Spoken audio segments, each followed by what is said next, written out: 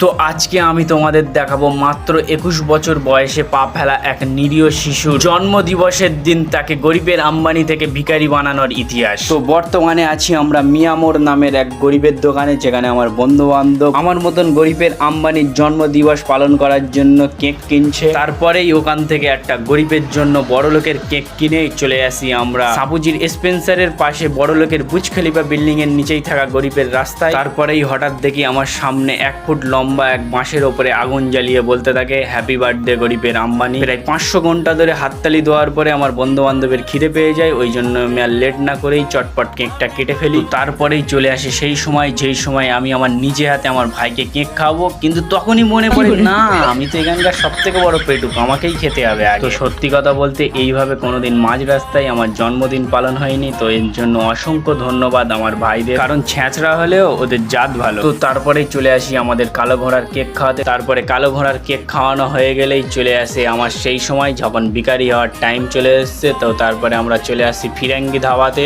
এখানে এসেই আমার বন্ধুরা অর্ডার দিয়ে দেয় মাটন, বাটার নান, বিরিয়ানি, আরো কত কি, কারণ ভিখারি হওয়ার দিন তো আমার আজকে, তো যত পারে তত লুটে নিচ্ছে। তারপরেই সবাই বেশি কথা না বাড়িয়ে বুলেট ট্রেনের থেকেও গতিতে খেতে লাগলো। শেষে একটাই কথা বলবো যে সবাইকে অসংখ্য ধন্যবাদ যারা যারা আমাকে কল SMS এ উইশ করেছো। তো এইভাবেই আমার পাশে থেকো, আমাকে ভালোবাসা দিতে থেকো। আশা করছি আমি তোমাদেরকে আরো নতুন নতুন ভিডিও দিয়ে এন্টারটেনমেন্ট করতে থাকবো। দেখা হবে নেক্সট ভিডিওতে, বাই।